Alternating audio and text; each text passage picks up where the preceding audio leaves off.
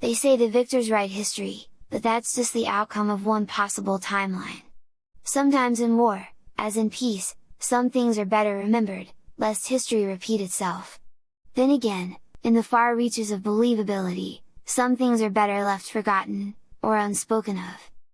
Part 1, The Land Monitors. From the somewhat inevitable Confederate secession in 1861, the internal American conflict for destiny and freedom had continued, along with its emotional divisions and confused loyalties within families and localities.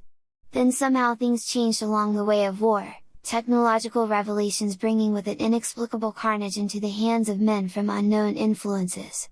As of 1867, almost 4 million American soldiers and civilians, not to mention foreign mercenaries, had been killed in what had become known as the Civil War, or the War between the States, or the War of Northern Aggression, depending on whose side you listen to. Either way, tens of thousands of young bodies on both sides were still being continually thrown away into the unpredictably gruesome and body-maiming maw of the new style of combat known as trench warfare. Defeat or victory was still contested between the asymmetrically resourceful defenses of the agrarian South versus the North's huge industrial might, strangling coastal blockades and seemingly endless manpower. Where once a certain defeat may have been propagated by the Federalists upon the secessionists in early 1865, perhaps in another timeline, a deadly equalization courtesy of the Industrial Revolution had come to pass over America during the past several years, thanks to the effectiveness of a new generation of unimaginable steam weapons. However, the origins of their designs were unknown, even as they were rapidly and mysteriously deployed to the willing parties. The struggling Confederate States of America, CSA, had regained newfound strength with these provisions from the self-interests of Great Britain. The new Allies offered battle first with its innovative inventions and struck relentlessly, with crawling, ironclad beasts appearing from clandestine Anglo-Confederate factories and rails in the Appalachian Mountains into the Union-occupied valleys, hills and rail junctions, allowing a relatively few men to surround an entire battalion at a time. Counter-blockades from British ironclads and prototype submarines lurking in CSA ports crushed Union wooden warships like kindling. These sudden, shocking blows slowly sealed anti-war sentiments in the Union and the 1864 re-election ruination for Abraham Lincoln, who was eventually killed by Northern anti-war extremists in 1865. His successor, former Army of the Potomac General George McClellan, blindly fought on to defeat a resurgent South while in the Midwest, the Union's backyard no less, radical anti-war peace Democrats known as Copperheads burned entire towns, liberated war prisons and sucked the life out of the USA's offensive into the Deep South. They forcefully demanded an end to the bloodbath and formal recognition of the CSA, but any such reconciliatory termination of the war fell on the deaf ears of the disgraced egomaniac McClellan. Indeed, the field of battle had been leveled for the CSA by the mighty industry of Great Britain starting back in 1864, as it openly committed to back and provide this new arsenal to a collapsing Confederacy after both a strange and great blight and drought obliterated its own colonies' cotton crops in India and Egypt. Soon enough, the Empire was admonishing its nobles to arrive hat in hand, along with wary envoys from France, to its new CSA ally for exclusive rights to and protection of the South's coveted crop. With this development, the ugly issue of resolving slavery would have to remain for another day, with several million subjugated people's fates still hanging in the balance. Of course, though, it wasn't long before the Union had countered with its own similar steam-powered weapon variations and promptly proceeded to lay waste to a CSA uprising in Nashville, pounded positions in the mountainous but vital CSA salt mine country of western Virginia and easily destroyed swaths of their essential crops in the Shenandoah Valley with devices shooting long-range projectiles of poisonous Greek fire. The North liked to return favors on a grander scale whenever possible. Each side desperately grasped for any method to provide them with the upper hand in a final blow. The new armaments for both parties had killing ability that was truly unprecedented and terrifying. First usually came the low drone of slowly floating, propeller-driven steam airships dropping bombs imbibed with razor-sharp grapeshot shrapnel, noxious poisonous gas or exploding human cultures of cholera and malaria on forts or critical civilian targets such as urban train stations. Then, if the opposing community or army position did not yield but was deemed safe to advance into, there was a massive killing ratio of handheld Gatling gun rifles and revolving steam cannons as well that relegated muzzle loaders and even Spencer repeating rifles to worthless metal. And oh yes, thanks to Alfred Nobel's invention of dynamite, the South now needed fewer of its limited manpower to execute raids of terrorism from garrisons in the hills of Kentucky to downtown iron works and munitions factories in Pittsburgh. Finally, to clear any formal resistance, there were the three classes of virtually impenetrable behemoths with two-track drives known as land monitors. They were all based on metal platforms somewhat resembling monitor ironclad riverboats, some with steam-actuated cannons and Gatling guns, some as giant troop and cargo carriers, or some with the feared catapults carried on flatbeds, as though a deadly relic from the Middle Ages, used for sieges. Such a deployment occurred at Louisville, where surprised and surrounded Union citizens there died in the wake of deprivation of food and supplies, as well as the hellish bombardment from exploding grapeshot canisters, and even more sinister projectiles such as diseased enemy corpses being hurled over any fortifications or trenches, hopefully hitting a well or other drinking source. While the land monitors, with their two locomotive-sized engines in the rear, one to power and steer each track, required constant refueling from wood-conveying steam wagons, they slowly but surely crushed anything or anyone in their paths as they ravaged both the cities and the countryside, and after a while were even transported by dauntingly armored locomotives to subdue any vanguard of each other's enemy in the burned-out crop fields and bombarded wastelands of the distant fronts. Meanwhile, driven by the modern groove of unforgiving, ruthless mechanization, the horror of the surgeon's bone saw worked day and night on both sides, with lines of wounded, resistant souls providing endless piles of shattered, amputated human limbs which became stacked like decaying firewood outside of screamed-filled, bloody field hospitals. On one hand, what was left of the undermanned South's fragmented territory dealt with slow starvation, desertion and increasing slave uprisings. A collective last stand for the CSA's government and way of life was being prepared in its de facto far west capital of Houston, Texas by the charismatic new Confederate president, Major General John Hunt Morgan, who was appointed after Jefferson Davis had been captured during the evacuation of Richmond. Outside of the CSA's stalwart holdout areas of secessionist support in Louisiana, Arkansas and western Missouri, and now some sympathetic parts of northern Mexico, its crumbling strongholds in the Eastern Theater were now on their own, perhaps being only propped up by British steam armor and ironclad blockade runners to outlast the human meat grinder attrition strategy of Union General Ulysses S. Grant. On the other hand, the war had become a national quagmire of conscription riots and southern insurgencies for the Republic, with McClellan's ongoing political promises and talk of total victory set amidst endless waves of casualties returned to grieving families, as if bloated bodies displayed on some macabre conveyor belt.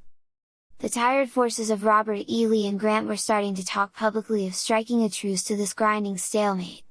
If Lee's and Joe Johnston's ragtag armies were able to keep on the move or hole up in their last Appalachian stronghold centered at Asheville, North Carolina with its own cache of steam weapons, this cat-and-mouse game could continue for another 20 years, and with it the now evident disintegrating military conduct of the war.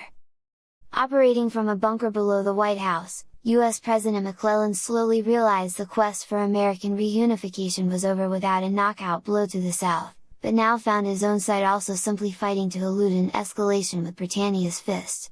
Since there was presently no clear path to victory in sight for the Union or the Confederacy and its entangled British benefactors, now Prussia, Russia, Spain and even the Austro-Hungarian Empire were all hedging bets and whispering in their royal halls on whose side to take in the American debacle and how to profit from it if the conflict widened. A worldwide conflict loomed, which was just what the faraway war starters had been planning for centuries. Even now, while men of this period brazenly destroyed each other to unite or divide their land, the war starters patiently waited in the shadows, all too glad to share their technology to all comers and ensure a slow but sure annihilation of the Earth's people by their own hands. Part 2, The Bushwhacker and the Jayhawker. Tuesday, June 18, 1867. After all, the North had started it. Y'all don't understand, this is our land. Confederate Army Captain and Company Commander Eli Slade cursed the sticky underbrush as he snuck through the sweltering and hilly forest at the western fringes of the Ozarks, but not as much as he cursed himself for getting separated from his own men on an increasingly foggy night march last Friday, somewhere between Joplin and Carthage. He had exercised poor judgment to be sure, choosing to ride in the supply wagon, then jumping off in the dark to inspect what he thought was the straggling rearguard. Slade's soldiers were partisan members of the 1st Company, Ozark Volunteer Regiment, OVR, men from the Missouri 4th Brigade and who had elected to stay behind and fight in the virtually lawless no-man's land of the Trans-Mississippi Theater. It was bad enough that entire companies of Slade's regiment had already been cut off and fragmented weeks ago from what was left of Sterling Price's army, which was once again repelled from overtaking and burning the strategic Union ironclad shipyards and rails at St. Louis, perhaps foretelling the last stand of the beleaguered South to reclaim any access to the Mississippi River and somehow reconnect to and reinforce its faltering Eastern Theater armies. It seemed that wherever they were positioned, the South never had enough men. The captain was a lanky but tough middle-aged man originally from back east, with high Appalachian cheeks, a long face and long hair, beard and mustache. Slade wore sweaty civilian mountaineer clothes, as did most of the threadbare OVR, sometimes proving difficult to decipher friend from foe in the distance without the usual butternut or gray distinctions of the South's armies. His diminished and separated group of 50 so-called border ruffians had not the firepower to engage a full Union battalion, but since no one seemed to know their whereabouts, they aimlessly patrolled and raided the sparsely populated Ozark regions of the southwestern Missouri and northwestern Arkansas with secessionist impunity. Rustled up some fresh hay for the horses and got some nice hams for the boys last week, courtesy of that Unionist farmer with his comely wife we held at gunpoint. Hey! Now, I'll tell ya, that pork we butchered and smoked right there behind their own barn before we burned it down, that there was some meat, and I mean meat. They also decimated all the family's growing crops and had shot any other livestock they couldn't use on their mission, a self-imposed upcoming march to overtake the Union refuge at Fort Smith, Arkansas, leaving behind little food for any northern pursuers. The farmer's youngest daughter bawled as the snarling family dogs and her pet goat were also executed by the OVR for good measure. Still, Slade and his lieutenants were Southern gentlemen whenever possible, and they enforced that she and her older sisters be exempt from any predictable ill-treatment from the young and lonely enlisted men. Then later that night, as fog closed in on their position, even as the captain had impatiently searched for the delinquent rear guard, the nearby supply wagon suddenly exploded in flames and an unforeseen firefight erupted. In the quick skirmish, a small, well-hidden Union force had waylaid them in the dark, firing blindly but long enough to scatter Slade's men, many of whom were left behind on the ground screaming, some missing body parts from a fearsome and well-aimed steam cannon. The Southerners who had kept their small fireboxes hot enough and water tanks filled soon returned rounds with the hiss of their unwieldy but lethal steam-powered Gatling revolving rifles, cutting through the unseen Union line with many balls as if they were butter. The Yankees hunkered down and returned the favor, with a man in their rear loading a huge shotgun whose projectile was the new weapon called dynamite, lobbing several sticks with subsequent explosions into the CSA's vicinity with deadly effect. Another Union man shouted something explicit and hurled a canister that exploded by the burning CSA supply wagon with poisonous greenish-gray toxic fumes, a chemical weapon dissipating as the Confederates began to choke and run away from it simply to breathe. A more disciplined Southern sharpshooter with a now old-fashioned Tredegar rifle wasted no time to home in on the Union shotgun man as he attempted to launch another round in the mini-mortar's giant breech, his match to light the fuse giving him away. The secessionist bullet hit him through the smoky dark square in the chest, and as he collapsed the dynamite detonated in the barrel, leaving a gaping, burning hole in the ground where the man's body had been. This proved to be enough retaliation for the decimated Union raiders, and they promptly fled, abandoning their steam cannon, shouting obscenities and blending back into the dark woods, hoping to fall back to their original position somewhere unnoticeable within the Secesh-controlled territory. For several sweaty hours, Slade had to lay quietly on the moist soil and ground cover, phased but amazingly uninjured, not certain when to raise his head. However, despite this consternation, he found that no one from his company had returned for him or the CSA injured. Nor did they come the next day, even as he still waited anxiously in hiding, hearing no more cries from the abandoned wounded, not even a moan echoing among the insects. The hilly, fragrant deciduous forest would soon smell chokingly ripe with the decay of decomposing human and horse flesh. As he cautiously got up and stumbled around the battle scene, Slade had decided it best for his chances of survival as the apparently only non-injured soldier there was to loot the dead's water, ammunition, food and coal pellets for an intact steam gun he found, then skedaddle while the opportunity was there and try to find reinforcements amid this insane hide-and-seek game. No one left but me. Now, days later and lost alone in the humid midsummer woods with its pounding insect noises on the western edge of the Ozarks, he thought emptily about the helpless countrymen he had to leave behind with no medical supplies, consigning them to a slow, diseased death or a sudden stab from a damn Yankee's bayonet, either way destined as corpses with skin as white as an antebellum mansion's bedsheet. So much for circling back and taking Fort Smith. He sulked as he rationed another drink from his dirty canteen and checked his insulated haversack for some remaining food. He could only hope there were some uninjured men who made it out and somehow regrouped to overrun the Union garrison at Fort Smith, or maybe reinforce Springfield, the de facto CSA headquarters of Missouri. That newfangled gas assault was a bad surprise, but still, this was my company and they deserted at a critical moment on my watch, he thought. Whether we win or not, I'll bide my time and make certain someone will hang for that. Truthfully, most of the Missouri 4th were now Confederate soldiers in name only, their real jurisdiction, as with many who fought in the remote and overlooked Trans-Mississippi theater of the war, had degenerated into a campaign of vigilantism. Bushwhackers, they were called by the Northern scum. Slade conceded the label willingly, as he at some point besides being in the regular CSA army had fought under the most notorious of the marauding bushwhacker raiders who terrorized Missouri and Kansas, Bloody Bill Anderson, William Quantrill and his underlings Frank and Jesse James, to name a few. While he had not condoned atrocities against civilians in bleeding Kansas and the new Union state of Nebraska, his group had alternately witnessed the smoldering aftermath of a pro-South Missouri church burned to the ground on a Sunday morning, its congregants probably singing hymns until they realized they had been locked inside by Jayhawkers to burn alive or be tortured and shot if they made it out. This mindlessness kept his resolve to maintain these far western reaches for the Confederacy at all costs. For hardened partisans like Slade, the war was not anymore about secession, slavery or states' rights, it was about killing and retaliating against the barbarian Union partisans known as Jayhawkers, the archenemies of the bushwhackers. To both parties, their regional cutthroat conflict had long ago become lawless and unaccountable, a groin-kicking war within a war, and they both liked it that way. Now, next to the machine-driven battles out east, the almost serene solitude of fighting in the Missouri backwoods almost made sense by contrast, Slade thought.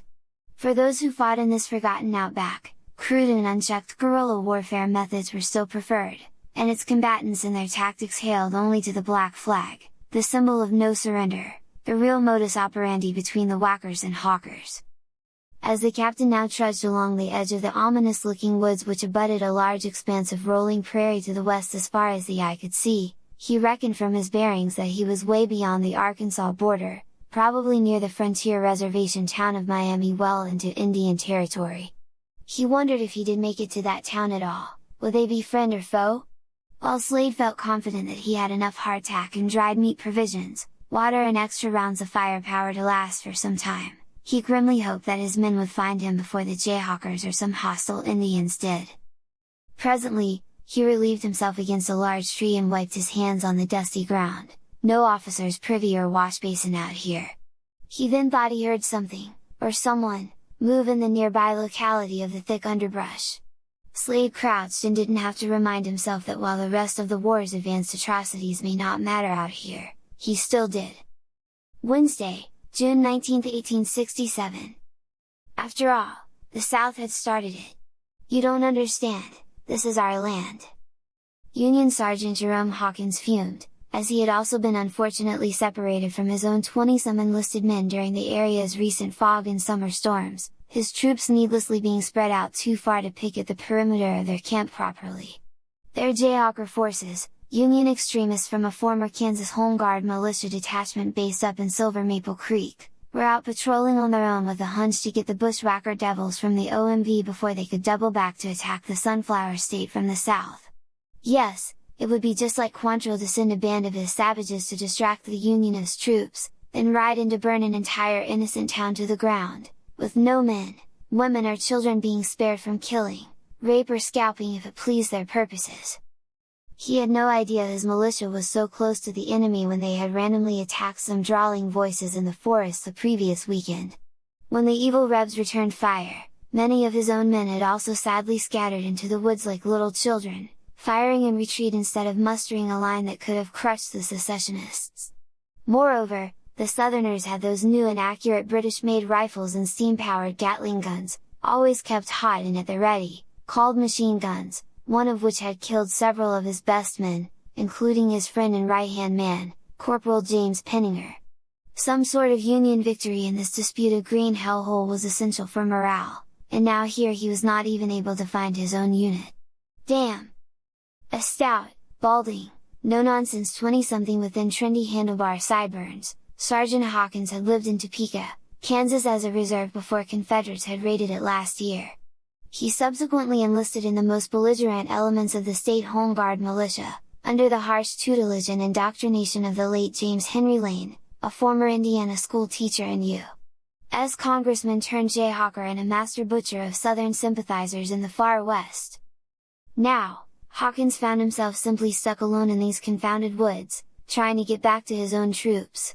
He chewed on his next to last plug of tobacco as his worn-out boots crunched some dried underbrush along the western edge of the forest, where a vibrantly green tree canopy and undergrowth gave way to the west into a rolling and colorful tallgrass prairie dotted with a few hardy bur oaks, a mild breeze rustling to make them sing.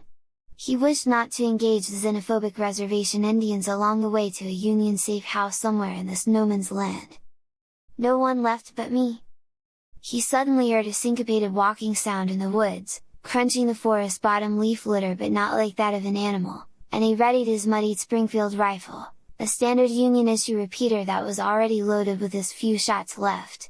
As he breathed slowly in the pungent air of the humid woods and its constant noises of birds and insects, the enlisted man's stomach growled loudly, giving away the fact that he hadn't eaten much in the past 2 days.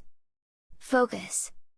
The straggly man approached him out of the thick shaded growth, armed himself with a smoldering, revolving Gatling rifle and its long hanging ammunition belt, a Southerner. Part 3, The Pit of Reconciliation. Drop it and you might live, whacker! Hawkins suddenly yelled from behind a large, thick-trunked ash tree, raising his own trusty Springfield. The greasy man, caught off guard, quickly responded by leaning behind an equally large red maple, raising and aiming his steaming rifle and commanded, "You drop it, damn Yankee! This is my forest!" "Yeah, yours and whose army?" Hawkins laughed at the old cliché, within 100 yards from his foe, "This is my forest, Reb! We both know the CSA is on the verge of collapse, give up now!" "You wish! They's talking a truce between Washington and us even as we speak. Heard the British'll probably take y'all back over before it's done. Don't matter no how. My men will be here to rendezvous with me shortly, maybe the whole damn regiment, and then they'll scalp you just like Bloody Bill would." Typical bushwhacker, uncivilized. "Oh no sir, my men will be here first, and scalping won't be good enough for the likes of you. Try getting dragged all the way back on a dirt road to Kansas to stand trial for sedition, if you survive it. Shame you didn't skedaddle while you had the chance. But then again, maybe I ain't gonna shoot a man in the back, not even a whacker. Then I'd be as nasty as you all." Both men talked fiercely about what would happen to each other next, with expectant chest puffing and bluffing about the proximity of their non-existent men, while both realizing the other's lack of sufficient ammunition, food and water. A good shot from Hawkins' Springfield would take this success trash out, but if the Reb volleyed first with that steaming large-bore Gatling gun that could spray rounds everywhere, of course, the firebox heat needed to supply the Gatling would get to any man in this weather soon enough to make a mistake in his position, so Hawkins could wait, he hoped. They both breathed heavily and tensely waited a spell for each other to answer in the light rustling late afternoon breeze of the towering, serene woods, its dappled light making its way through the ancient trees to the damp forest floor. A somewhat lost and large corn snake slithered unnoticed between their positions quickly and slid into the underbrush, not wishing to engage the warm being's fray. Slade, also ground down by hunger and lack of his own reinforcements' arrival, started thinking and, conceding a novel thought, "Yeah? Well, I reckon could pick you off easy enough from here, but maybe I ain't gonna. If it's just you and me, we could shoot each other anytime we wanted to, right? Well then, how about a wager? A fair fight? That'd be new for your kind, wouldn't it? Ha! Just you and me, no guns or knives, just mano a mano out there in the open, about a few 100 feet away out of these woods and down there on that open bluff over that fen. You man enough to do it, boy? Yeah, alright, now that'd be a pleasure! Hawkins conceded eagerly, peeling off his own greasy coat, laying down his arms and backpack in some semblance of trust, and rolling up his sleeves in the hot sun that pummeled them both when he exited the shaded woodline. He strutted into the open ridgeline overlooking a nearby soggy prairie field and gestured for the rebel whacker to start something. Slade simultaneously dropped his weapons and provisions as well and advanced with a determined grimace and deep breaths. His own worn boots were chaffing him something fierce, but he'd managed to put one into the younger damn Yankee's rear end before it was over. King's rules on boxing, right? Slade joked. Good one! Hell no, ain't no rules out here, Reb. We've all been out pitching the black flag against each other long enough to know that. Ain't no limey steamers coming to save your sorry hillbilly ass now like they keep doing, neither. Anything goes, you know at least that. By the way, whose Secesh backside do I have the honor of kicking today? Captain Eli Slade, 1st Company, Ozark Volunteer Regiment, sir. Don't worry, they'll be coming out of nowhere soon enough and put one on you, man. Well Captain, I'm Sergeant Jerome Hawkins, officially Kansas Home Guard. Let's see if you can put one on me. Slade nodded in anticipatory agreement and let out the eerie rebel yell as he ran forward and thrust himself at the younger, barrel-chested Union man. The brutal hand-to-hand fighting went on unrelentingly for several minutes, with Slade and Hawkins both offering bloodletting strategic punches, wild roundhouses to each other's faces and pretty soon with predictable attempted kicks to the nether regions. Before long both were bloodied and exhausted and neither could stand well. Still, they managed to stagger up and went at it again, and as both grappled they suddenly tumbled down a dirty, bruising embankment and fell over a 10-foot-tall washed-out cliff into some muck. It was then that they both realized in their brawl among a quiet fen of rustling grasses and croaking bullfrogs they had neglected a simple truth of nature in these soggy lower pockets of the forest: quicksand. Both men struggled to right themselves and breathe once they realized their predicament, the firm soil nearby on the bank now out of reach. On the far side from which they had fallen, the eroded clay and silt of the embankment offered nothing but a tall, slippery, muddy wall back up onto high ground. They could either try the impossible vertical slope up to freedom or tread through this viscous muck to the other, flatter side of the pond. Attempting either option appeared to ensure exhaustion and death. Slade punched Hawkins in the head while they both bobbled in the thick soup of the quicksand, but the attempt also just drove him incrementally deeper into the deadly sediment. Hawkins came up with a black eye, nonetheless. Where's your Jayhawkers now, boy? We'll both die here, so I'll tell ya, my men will hit St. Louis and burn it. I wish Lincoln was still alive to see it. I oughta just drown you here and now, no one would care, slave monger. My men will be here first and rescue me, I'll see all of you bushwhackers hang for your deeds before I die. Slade spat blood into the muck from a blow delivered well but barely within reach by Hawkins and breathed heavily. Don't look to me like anyone's gonna be left to hang, ha! We can't even move in this mire. By the way, I wasn't out of ammo. Neither was I, whacker. And I'm a better shot. Sorry, I'd like to see that. By the way, hope you're a better swimmer, 'cause you're drowning. You are too, Reb, I noticed. As both men breathed heavily and bickered about the atrocities committed by each other's sides and subsequently laid claim with conviction to this inhospitable part of the Ozarks for their own parties, and all of Kansas and Missouri and the rest of America, for that matter, they came to realize that despite their flailing, they had both slowly gone from knee-deep to waist-deep in the putrid muck. Time for partisan posturing and arguing was running out, which began to produce a sudden change of heart for both men, as sometimes mortally grave situations have the capacity to do so. Soon, a carrion bird started to screech and circle in the distance as the mosquitoes hovered in some swamp trees and led on the helpless men. Luckily, the bordering edge of trees kept the sun from cooking the isolated quicksand pit. As Slade and Hawkins both started to breathe with difficulty, they contemplated their unfortunate long-term prospects with a new common, if fatalistic, ground. Did any of this war matter to the two solitary soldiers here now, being slowly killed in this quiet and unknown death trap? Would anyone back home miss them? Slade went first, slurring his words from a hit on the face from Hawkins and breathing heavily. "Hey, damn Yankee, suppose, just suppose, we work together to get out of this mess. You don't have to tell your people about it, neither do I.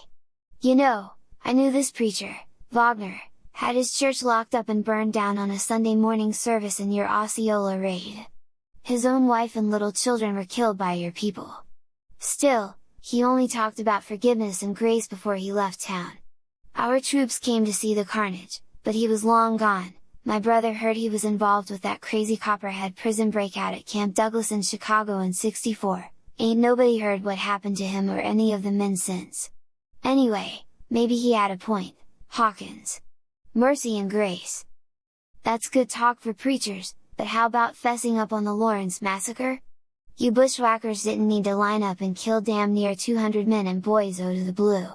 Yeah, it'd be nice if this SHT all stopped, but how? We're sworn enemies. And even if we ain't, our own men surely are. But you know, maybe it don't have to be like that no more. The war in the East looks like a stalemate at best. Damn new land monitors blowing up everything between Richmond and Philadelphia and down to Atlanta. Never seen one, but I heard they'll break right through a building wall and blow you clean away into little pieces. Even if the Brits break our blockade in Charleston and Norfolk, it don't sound like there'll be much of a South left for white or black even if you do win. The captain reflected upon this situation as he tried to stay afloat in the slime. Yeah, maybe so, but this ain't the time to contemplate states' rights and slaves and such right now, seeing that we're drowning and ain't to shore yet. So, maybe then our own feudin' is starting to look downright stupid anymore. Well, neither of us is gonna win nothing anyway, from the way it looks of things. Damn war's gonna go on and on till nothing and nobody's left, including us." Hawkins tried to absorb this grim fact before he cautiously spoke. "Yeah, now you're talking truth, Slade. So, you gonna help me out of this muck before we both drown? Reckon that would be a good start.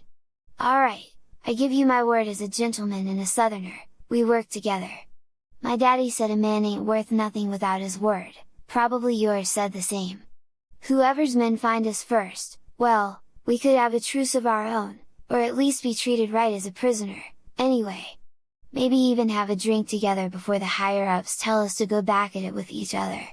Ain't like they're on the front line, right?" Hawkins had to laugh a little at that. Now that sounds good, Reb. Yeah, I'm in. Okay, whoever's troops show up first acts like real Americans and lets the other party go. Be a good example, maybe at least to start a real peace." Hawkins spewed enthusiastically as he started to cough up a bit of sand and tried to lift his one free arm and wipe away the blood that covered one eye. Both men needed to create some good news soon, as they were breathing heavily, continuing to be slowly but inevitably absorbed into the unforgiving, inescapable sinkhole, getting almost chest deep in it now. The inevitability of mortality and the consequences for the afterlife now seemed as reasonable to both men as going to a nearby pond at home with their small children to catch fish for dinner in a calm, basking evening sunlight. Hawkins quickened the conversation. "Now, we best work together, hurry up time. If you can reach this crooked stick floatin' here and hook it on that bent over sapling over yonder by the bank, we could pull each other out with it. Remember, I'm trusting you too, Captain." Both exhausted men decided in their desperation to yell for help, their cries somewhat muffled by a rare summer breeze that rustled the nearby placid tallgrass prairie and oak openings. They continued to cry out as Slade made every effort to extend his weary arms through the cementish muck to grab the lone branch and hook it on the bowed sapling near the bottom of the concave cliff they had tumbled off, almost. Even in the sweltering summer heat, the clammy sand was colder than swimming in a mint julep. As their breathing both became more laborious, Slade wondered if Hawkins also had a family waiting back home for him as well. He started to realize now that, perhaps more ominous than their own helpless demises, neither man's kin may ever get a letter sent from their respective governments home to tell what had happened to them. Just a needless disappearance and death in a quicksand pool, no trace of their beings for posterity, no tombstone, ever. As Slade and Hawkins worked together slowly toward an exit from the vacuumous quicksand, both heard the slowly increasing clatter and deep rumbles approaching near them. The low grinding sounds and rhythmic chugging got gradually louder and resonated throughout the area, even sending ripples into the turgid liquid of the sinkhole itself. Slade looked at Hawkins and said with some fright as he frantically tried to hook the sapling to safety, "Land monitor." The slow-moving and looming iron machine was still a bit far off, but were closing in on the fin with purpose. Averaging about 20 feet tall, 50 feet long and 20 feet wide, its ominous presence gave no flag or other identity as to which country they represented. The finish on the giant machine was a weird matte pale red, not signifying allegiance to north or south. Foreign, unintelligible shouts resonated within the hot cabins of the Iron Overlord as steam and whirring weaponry could easily ready volleys of potential death to an entire company of men. Gears meshed loudly as the metal mammoth struggled to transcend the grade of the valley adjacent to the upland forest. The exhaust from the giant rear dual-steam engines provided enormous clouds from their wood fireboxes and superheaters, temporarily blocking out part of the scorching midday sun.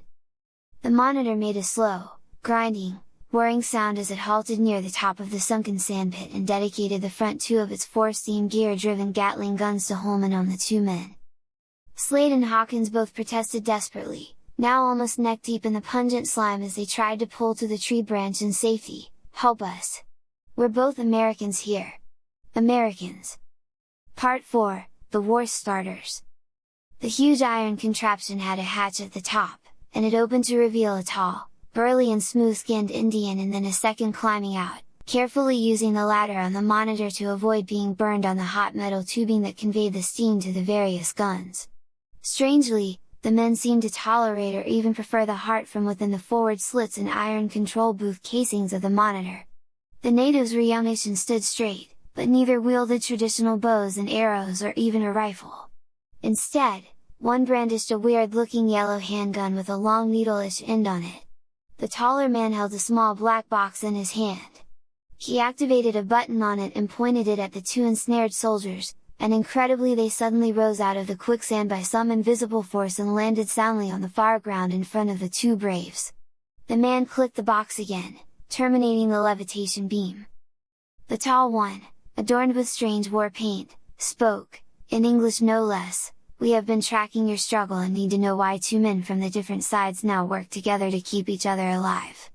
Were you all not provided with enough equipment to destroy each other?" Answer. Slade went first. "We was just trying to keep our skins, the sergeant and I reckon we didn't need to kill each other now.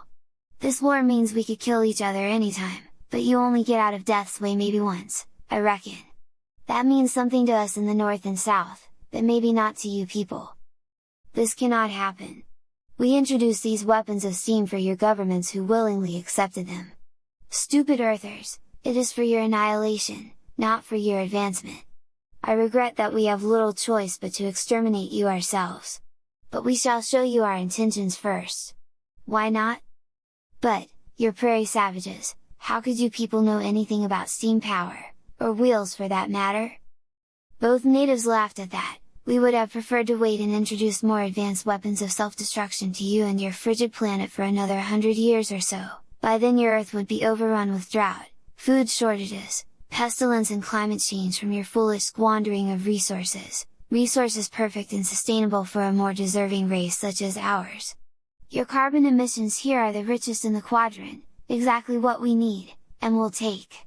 However, we collectively thought this juncture in your development would be riper to accelerate your premise of nation-state identity to let you wipe each other out with this ever-increasing primitive civil war.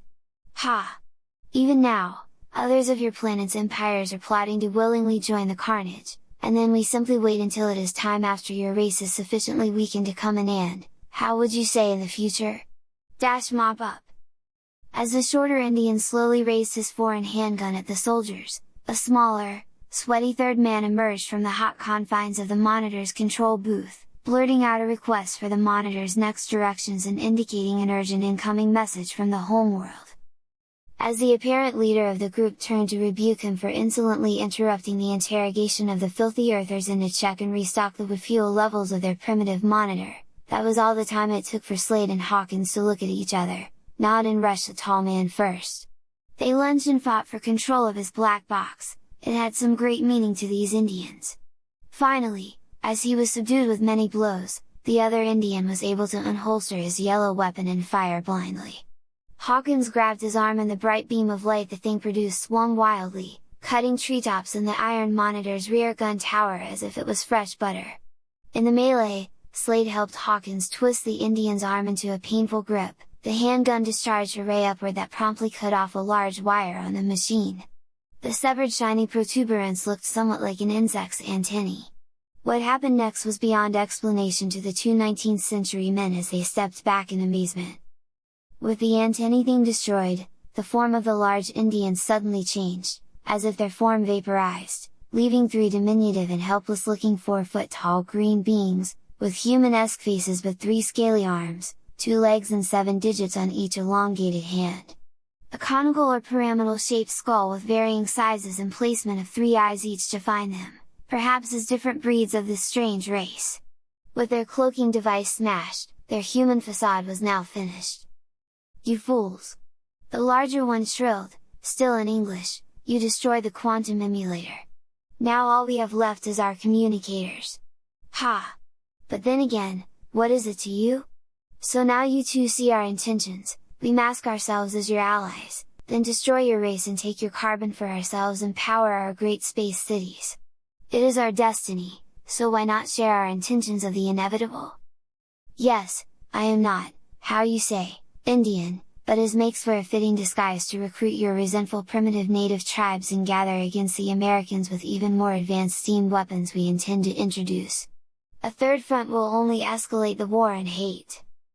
I am Group Leader C426, overseer of subjugating the human race by fomenting your endless wars. Your feeble, arrogant leaders actually thank our people for these weapons while they send the young and the poor to die in their places and do their bidding, ha ha!" He laughed in a strange timbre of a voice.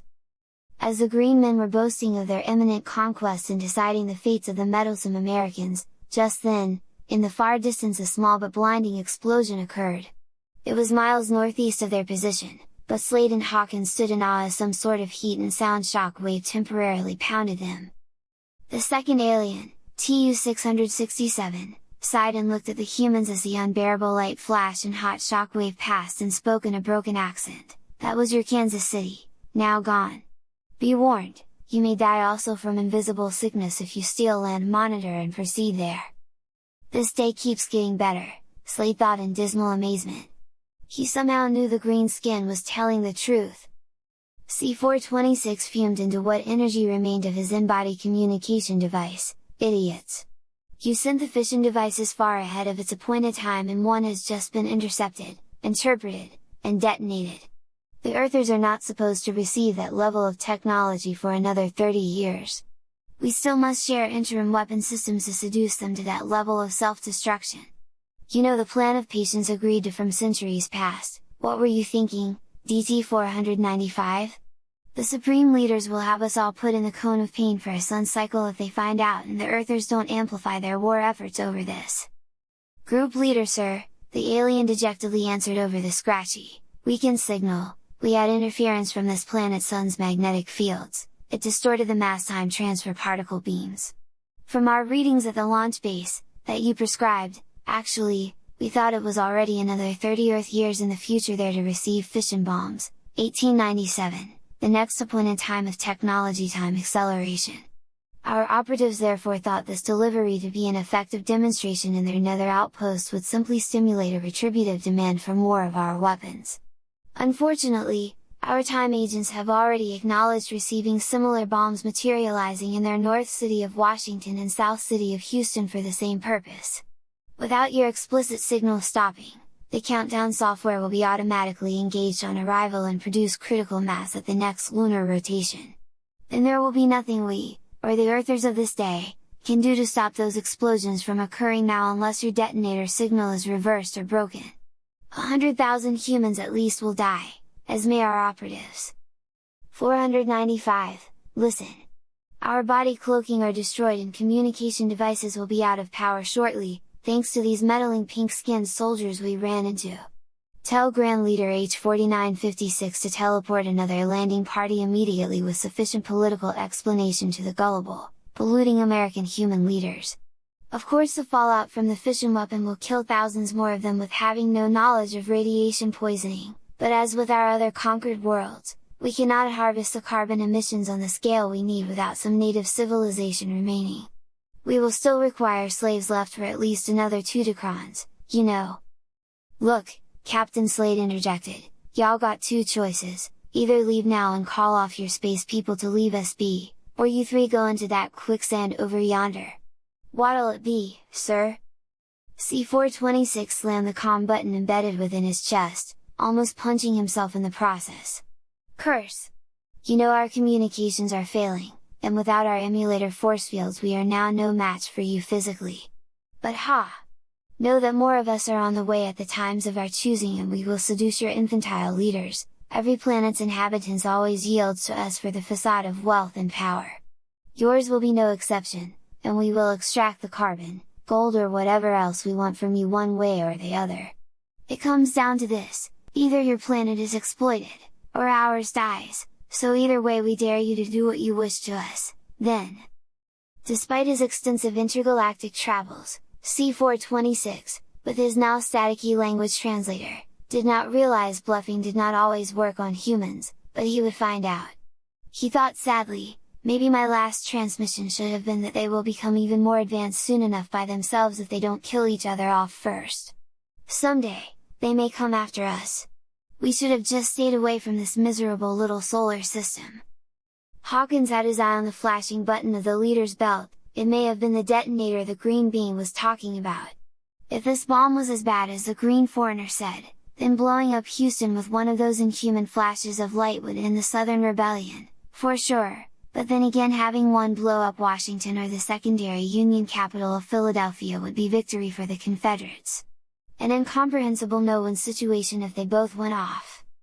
Knowing what they both had to do, Hawkins scowled and wrapped his thick, muddy leather belt around his left fist, glancing at the Southerner. Slade nodded and followed suit by grabbing and wielding the large, muddy oak stick that had somehow survived the entire ordeal with Hawkins in the mire.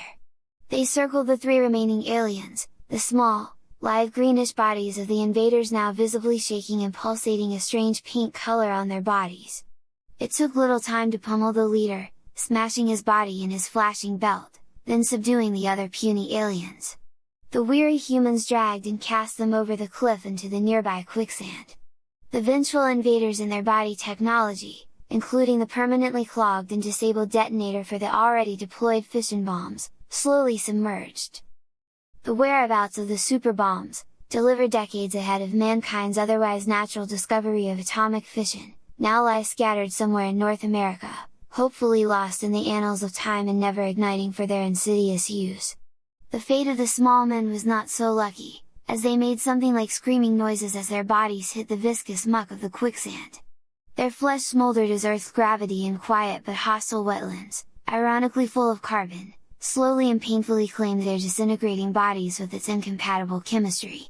Moreover, they had underestimated the human will to live and succeed, even in the contradictory behavior of battle, and now they would pay. Slade looked at the disabled land monitor and thought how they may use the craft to get out of there, but decided it was best just to leave it for the reservation tribes such as the Osage, Choctaw or Cherokee to figure out and keep marching on foot, to somewhere. As he helped Hawkins onto his feet after the sergeant took a bit of a blow from one of the Indians/aliens, they trudged on back eastward, barely understanding what they saw or what it meant for the future of humanity. However, they both momentarily stared back at the helpless aliens moaning and dying in the inescapable acidic quicksand pit, realizing the incredible communications and power from their homeworld, wherever it was, were smashed.